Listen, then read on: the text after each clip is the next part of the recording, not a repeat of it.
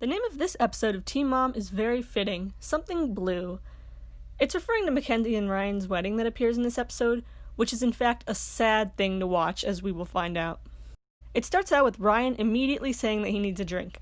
Now, nothing's wrong with having a drink or two before a big day like your wedding, but Ryan just got out of rehab for heroin addiction. He was famously high at his first wedding, and now here he is doing substances and getting intoxicated again before his wedding. It's almost like he doesn't really want to marry Mackenzie. That's what it's starting to look like here. Him and Mackenzie separately are talking about their vows. Mackenzie has hers written out and prepared.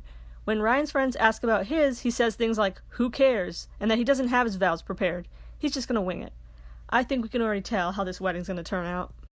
Speaking of fiancés that don't really care about their brides-to-be, we move on to Deborah and David. Deborah is getting ready to film a scene with Farrah and calls her fiancé David. She says she is counting down the days until their wedding, and he seems scared by this as he ignores her and quickly tells her he has to leave on call and hangs up right after that. On to Amber. It appears she won her little fight with Andrew, and they decided to find out the baby's gender. She's getting her ultrasound, and her old huge tattoo of Leah's face pops out for a surprise appearance. Anyway, it turns out they are having a boy, and they both seem pretty excited about this. Moving on to Tyler and Caitlin, Butch is being taken to the luxury rehab, but it turned out that they got a full ride scholarship to go to the $48,000 rehab for free.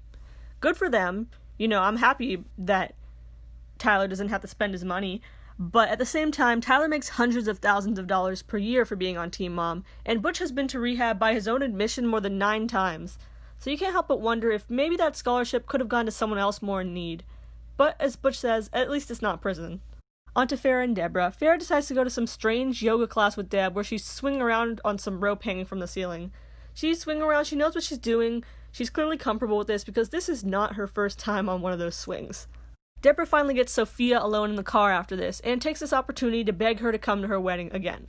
Literally, Deborah acts just like a 13-year-old girl here, and it's so weird. She says things like, "Sophia, oh my god, are you coming to my wedding? You have to come," in that voice. It's super creepy. This woman is at least 50-something years old. Please stop acting 12. Back to the big wedding day, Macy and Taylor are heading over and taking big sips of alcohol before the wedding. Me too, Macy. Me too. The wedding is about to start, and Ryan still doesn't have his vows. He says he's going to wing that shit. His friends make some suggestions to tell Mackenzie that he loves her and wants to be with her forever. Ryan's exact response to them is, "I don't think I can make that promise." Wow. Up at the altar, Ryan is chewing tobacco up in front of everyone. Hopefully that doesn't show up in the pictures. Mackenzie reads her vows off a paper while Ryan makes some generic lame stuff up on the spot. He also laughs while he's doing it. I mean, just compare this to Tyler's vows at Caitlin and Tyler's wedding. Those vows had so much feeling in them, and there was not a dry eye at that wedding. Anyone watching this, on the other hand, can just tell that Ryan does not care at all. As they're walking back down the aisle, Mackenzie says Ryan is drunk and hammered, and he agrees. They're getting ready to go to the reception, or as Ryan calls it, dippin' drinking time. Mackenzie complains that she feels sick and she's so hungry, and Ryan doesn't really seem to care at all. At their first dance, neither of them know what the song actually is. I guess this wasn't organized because no one is really watching them either. Ryan even tries to end the dance early, but Mackenzie says that they have to go through the whole song.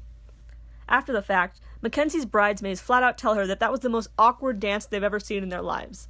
Ryan is still off somewhere drinking, and him and Mackenzie only complain about money whenever they are seen together at the wedding.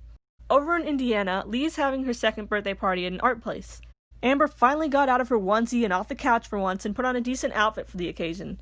They eat a cake with poop emojis on it and announce to Leah that Amber is having a boy. Leah seems unfazed. According to Gary and Christina, Leah doesn't talk much about Amber's baby because she's so overwhelmed by it. Leah was close to Matt, Amber's ex-boyfriend, and there was barely any time between him leaving, Amber finding a new man, and Amber getting pregnant. It's a lot for her to take in, especially when Amber puts all these boyfriends before her child.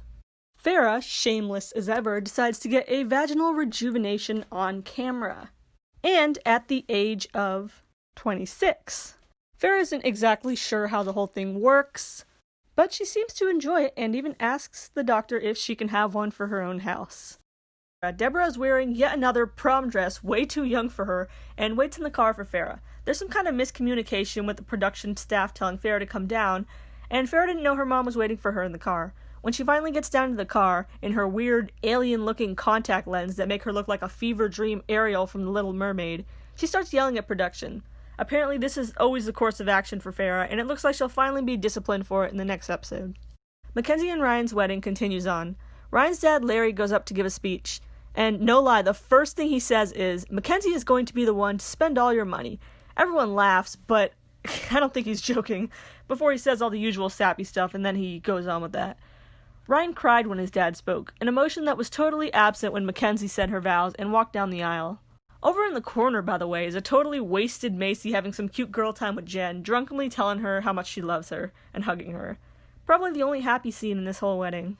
Ryan and Mackenzie's wedding looked nice physically. The church and reception area were beautiful. There was a lot of people there to support them.